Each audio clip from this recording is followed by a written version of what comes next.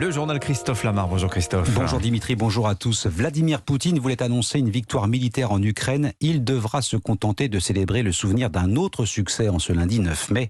Celui de la victoire sur l'Allemagne nazie, date anniversaire très importante pour la Russie. Elle prend un relief particulier cette année puisqu'elle s'est engagée dans une guerre qu'elle refuse de nommer. Dans le Donbass, la pression de l'armée russe n'a jamais été aussi forte, Guillaume Dominguez. Oui, cela fait 3 jours que frappes d'artillerie et aviation écrasent le Donbass. Avec ce drame, dans la nuit de samedi à dimanche, un largage aérien a touché une école dans la région de Lugansk.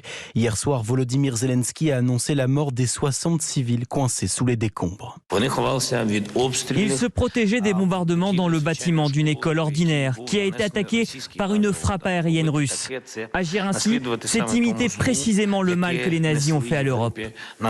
Plus au sud, les derniers combattants ukrainiens retranchés dans l'usine Azovstal de Mariupol ont quant à eux annoncé hier que capituler n'était pas une option. Ces 2 derniers mois, nous avons montré au monde ce que c'était de faire l'impossible.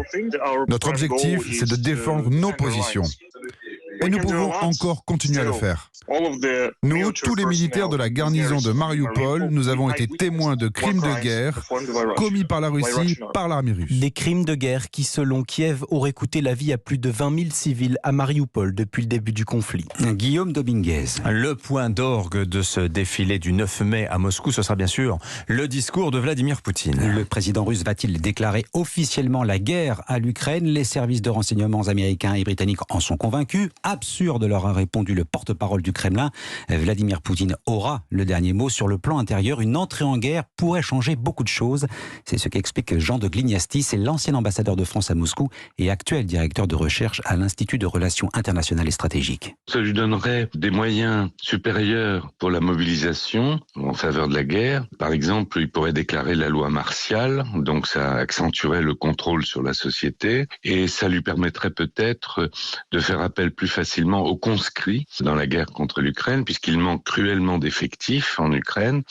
Et à partir du moment où il y a l'état de guerre, disons que le recrutement des conscrits, sur lequel il a été jusque-là assez prudent, lui sera plus facile. Le directeur de recherche à l'IRIS et ancien ambassadeur de France à Moscou, joint au téléphone par Nina Droff. L'ombre de ce conflit en Ukraine planera aujourd'hui au-dessus de Strasbourg.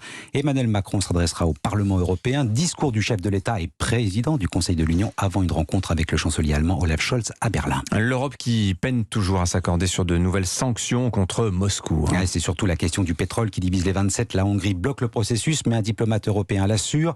Les discussions vont se poursuivre cette semaine. Au niveau du G7, l'embargo est acté sous forme de promesse. Les pays membres s'engagent à supprimer progressivement l'importation de pétrole russe. On en parlera avec Jean-Louis Bourlange, président de la Commission des Affaires étrangères de l'Assemblée nationale. Il est l'invité d'Europe Matin tout à l'heure à 8h13. Pour l'heure 7h04, on ne connaît toujours pas le nom du futur Premier ministre. A priori, on va attendre encore un peu, au moins 5 jours si l'on en croit le porte-parole de l'actuel gouvernement. Gabriel Attal a fixé le cap. Jean Castex restera à la barre jusqu'au 13 mai. On ne sait toujours pas qui lui succédera. Arthur Delaborde, pourquoi Emmanuel Macron met-il autant de temps à prendre sa décision ? Il y a d'abord une part de tactique. Emmanuel Macron sait que le choix de son nouveau Premier ministre sera le premier acte politique de son 2e mandat. C'est aussi le futur locataire de Matignon qui aura la charge de conduire la bataille des législatives. Or, en repoussant sa nomination, certains de ses soutiens expliquent que le président cherche à rester maître des horloges et à donner lui-même le coup d'envoi de la campagne. Campagne qu'il souhaite courte, 5 semaines, comme pour la présidentielle. Cependant, dans la majorité, certains considèrent que jouer ainsi la montre peut s'avérer risqué pour le chef de l'État. D'abord, car pour le moment, il focalise toute l'attention, semble tout décider seul, ce qui envoie un mauvais signal sur la nouvelle méthode de gouvernance promise pour mieux partager les décisions. Un cadre de la majorité explique de son côté qu'à force de temporiser, Emmanuel Macron peut aussi donner l'impression qu'il hésite, ou pire, qu'il a du mal à trouver son Premier ministre. Et même si l'Élysée dément, il se murmure que le président aurait déjà essuyé plusieurs refus. Arthur Delaborde du service politique d'Europe 1. Un homme est en garde à vue depuis hier après une violente agression sur sa compagne à Maison-Alfort en région parisienne. Il est soupçonné de lui avoir porté une dizaine de coups de couteau dans l'appartement que le couple occupe. La victime est hospitalisée, son pronostic vital est engagé. Vous en avez peut-être fait l'expérience, obtenir une nouvelle carte d'identité ou un passeport dans des délais raisonnables, ça tient presque du miracle. Et quand on parle de délais raisonnables, Dimitri, on se dit qu'une semaine, voire 2, ce n'est pas le bout du monde, mais là, on ne compte pas en jours, mais en mois. Embouteillage monstre à la prise de rendez-vous. À Paris, on découvre quelque chose auquel nous ne sommes guère habitués, la patience. Il faut en avoir une bonne dose, comme l'a constaté Caroline Baudry.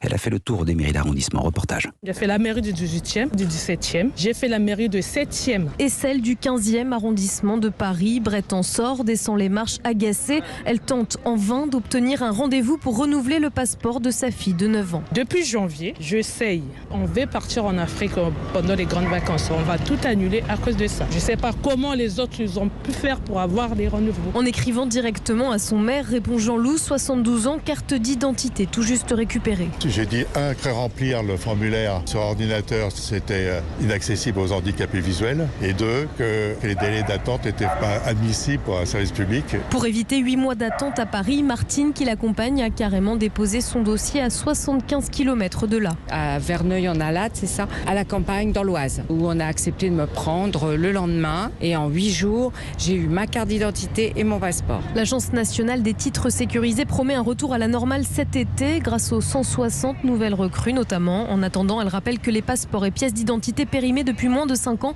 sont acceptés pour passer des examens et le permis de conduire. Un reportage Caroline Baudry. Allez, on connaît les fleurs du mal, les paradis artificiels. Charles Baudelaire, je vais y arriver, a aussi écrit sur ses contemporains. En l'occurrence, un ouvrage sur Théophile Gautier, autre grand poète français, vient d'être vendu aux enchères. Et pour la somme de 69 000 € tout de même, ouvrage rare retrouvé dans la bibliothèque d'un franc-comtois et vendu donc aux enchères à Lons-le-Saunier. Ce livre est dédicacé de la main de Charles Baudelaire lui-même. C'est aussi ce qui a justifié son prix. Nicolas Caro. Ce n'est pas les paradis artificiels ou les fleurs du mal, ce n'est pas loin de là le livre le plus connu de l'écrivain. Il s'appelle Théophile Gautier, un petit livre de 68 pages écrit à Honfleur en 1859 sur les écrits de Théophile Gautier. Oui, mais on y trouve aussi une lettre de Victor Hugo pour Charles Baudelaire et on peut aussi y lire une dédicace à mon vieil ami Sainte-Beuve, le critique littéraire redouté de l'époque. Ça fait beaucoup de stars du 19e siècle en un seul ouvrage. Voilà pourquoi il est parti pour 69 000 €. Le livre faisait partie d'une collection de 500 pièces d'un bibliophile franc-comtois. On y trouvait aussi des lettres manuscrites, des éditions originales, des autographes de grands auteurs. Sur la deuxième marche du podium, un livre signé Gilbert Cousin, auteur jurassien issu de la bibliothèque de Charles Naudier, a été adjugé 18 000 €. Nicolas Caro. Allez, le football, la 36e journée de Ligue 1 sourit aux Marseillais. Victoire de l'OM 3-0 sur Lorient hier soir. Rien ne va plus à Lyon, battu 3-2 par Metz et match nul du PSG de partout face à 3. Il est temps que la saison se termine pour les Parisiens. 36e journée, on est quoi 2 journées de la fin. Voilà, 2 journées de la fin. C'est bientôt les vacances. Merci beaucoup Christophe Lamar. On vous retrouve tout à l'heure à 8h30.